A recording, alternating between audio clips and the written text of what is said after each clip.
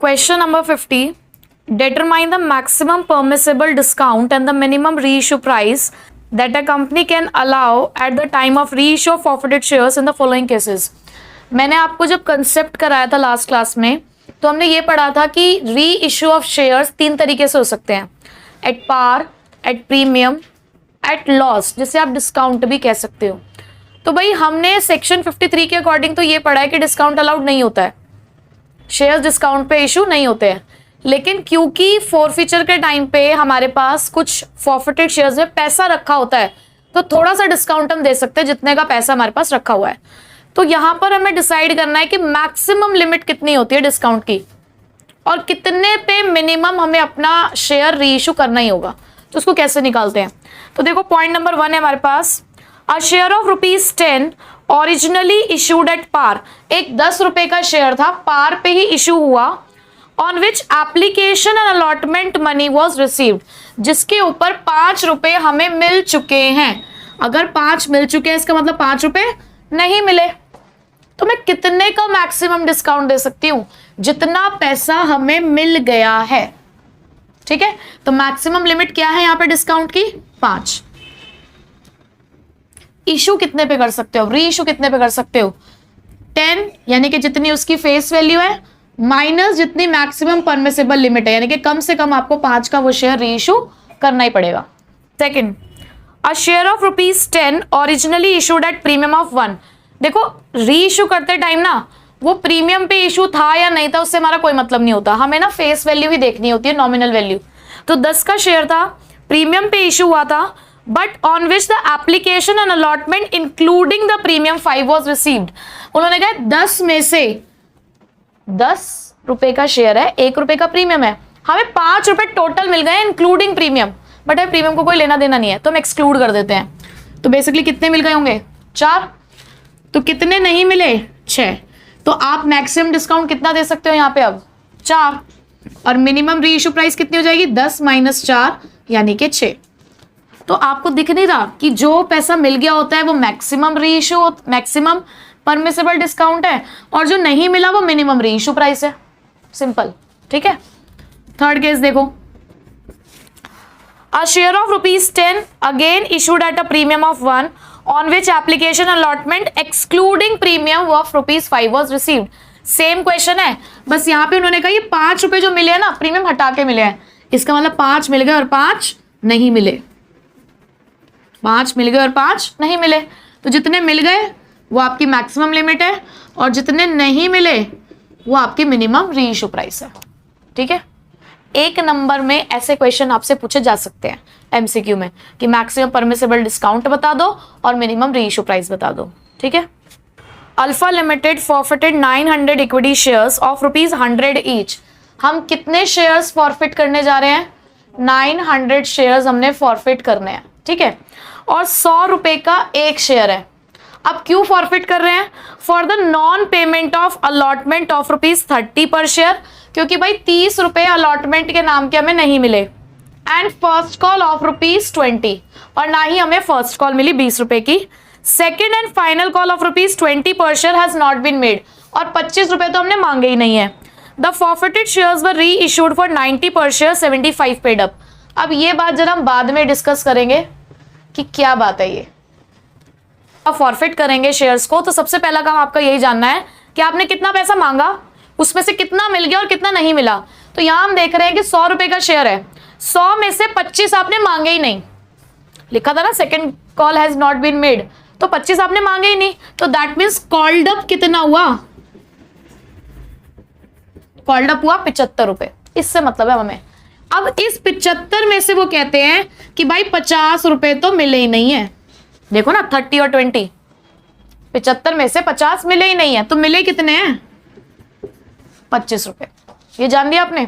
अब आप जो फॉरफीचर है पहले उसकी एंट्री करोगे, रीइश्यू की एंट्री हम बाद में करते हैं, पहले जरा फॉरफीचर को देख लें। तो पहली एंट्री क्या जाती है फॉरफीचर की, share capital account debit to forfeited shares account. और क्या क्या नहीं मिला आपको, टू शेयर अलॉटमेंट अकाउंट, और 2 शेयर फर्स्ट कॉल अकाउंट। ठीक, कितने शेयर्स छीनने जा रहे हो आप? 900 शेयर्स। कितना पैसा मांगा आपने? 75। कॉल्ड अप से मल्टीप्लाई करते हैं तो किससे मल्टीप्लाई करोगे? 75 से। 67,500। ठीक है, अब यहां कौन सा पैसा आता है? पहले तो आपको ना कॉन्सेप्ट क्लियर होना चाहिए कि यहां आता कौन सा पैसा है। फॉरफिटेड शेयर्स में आप कौन सा पैसा डालते हो? जो मिल गया है। आपने 75 मांगे, उसमें से 25 मिल गए ना आपको, तो आप यहां मल्टीप्लाई करोगे 900 इंटू 25, जो कि आपका कितना आएगा? 22,500।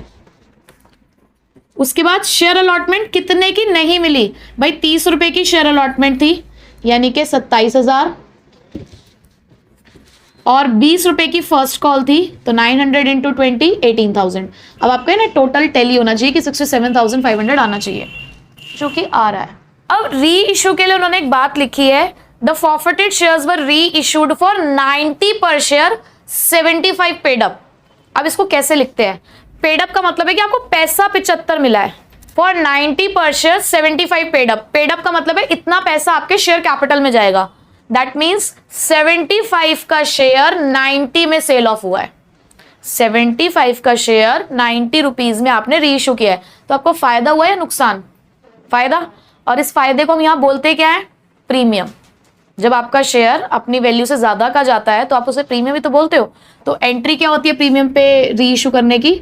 Bank account debit to share capital account to securities premium account. कैसे डालेंगे आप पैसे इसमें? 900 इंटू 90। आपने 90 का ही तो सेल ऑफ 90 का ही तो री इशू किया है, तो 81,000। शेयर कैपिटल में कितना जाएगा? पेड अप वाला अमाउंट। ठीक है, और सिक्योरिटीज प्रीमियम कितने का है हमारा फिर इस केस में? 15 रुपीज का। ठीक है, डिफरेंस 67,500, और यहां पर आएगा आपका 13,500। अब हमें एक लास्ट एंट्री भी करनी है। क्या है वो last entry? Forfeited shares account debit to capital reserve account.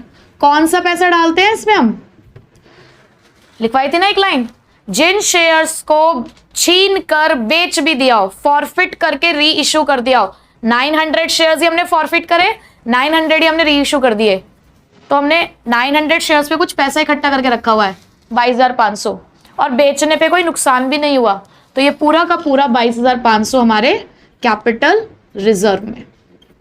ठीक है, क्वेश्चन है max limited forfeited 500 shares of ₹100 each. अब यहां पर हम 500 शेयर्स को फॉरफिट करेंगे और 100 रुपए का एक शेयर है। For the non payment of first call of ₹20 and final call of ₹25।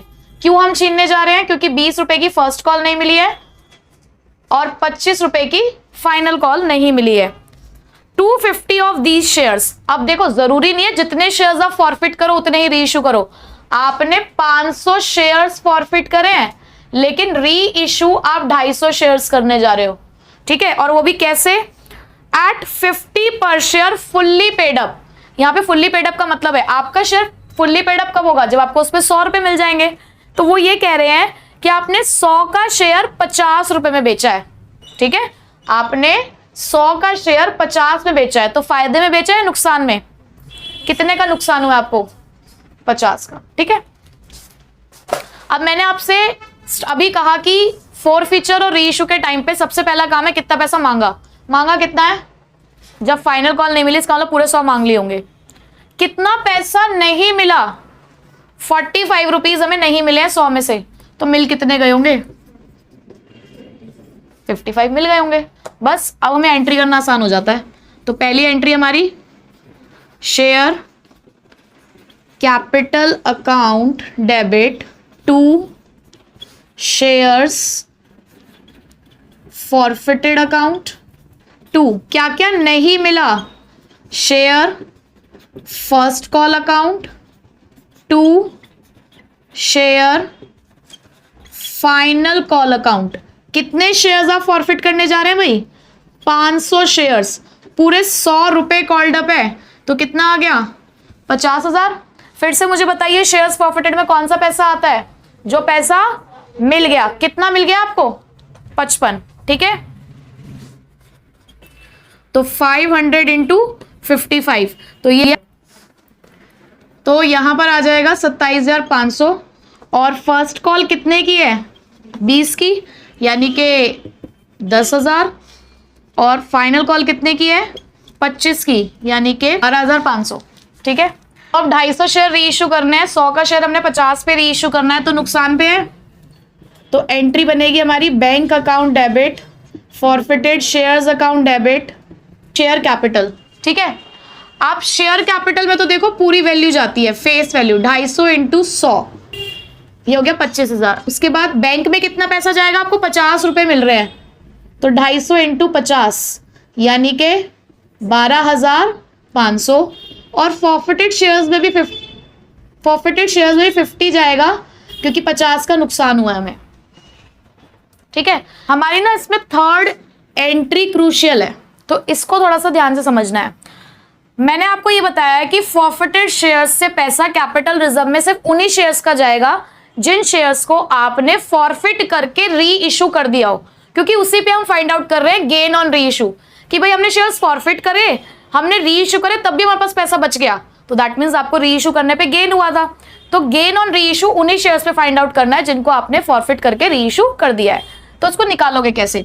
निकालने के तरीके हमारे पास और भी हैं, लेकिन मैं आपको सिंपल सा मेथड बता रही हूँ जो आपका हर तरीके के क्वेश्चन में बेनिफिशियल है। बहुत ज्यादा शॉर्टकट मारने की कोशिश मत करना, क्योंकि अक्सर ऐसा होता है, हो सकता है आपको किसी ने शॉर्टकट सिखाया हो स्कूल में, या कहीं बाहर कोई दोस्त यार कोई इधर उधर का लोग सिखाया आपको, आप सीखो, शॉर्टकट सीखना चाहिए। लेकिन कई बार बहुत ज्यादा शॉर्टकट्स के चक्कर में ना हम गलती कर बैठते हैं, ठीक है। तो मेरा मानना यह है कि 1 मिनट एक्स्ट्रा ले लो, लेकिन काम सही करो, ठीक है। तो देखो हमें टोटल कितना पैसा रिसीव हुआ है फॉरफीचर के टाइम पे? 27,500, ठीक है। ये हमने कितने शेयर्स पे रिसीव किया? 500 शेयर्स पे, ठीक है। ये तो 500 शेयर्स पे था ना, मैंने री इशू कितने करे हैं शेयर्स? 250, तो हम इसे मल्टीप्लाई करेंगे 250 से, ठीक है। Total forfeited amount divided by forfeited shares into reissue shares, मैं भी आपको इसका फॉर्मूला भी लिखवा दूंगी, माइनस कितना नुकसान हो गया आपको री इशू के टाइम पे? 12,500, ठीक है। तो जरा देखते हैं कितना आ रहा है ये हमारा। तो ये आ रहा है आपका सॉल्व करके 1250, ठीक है।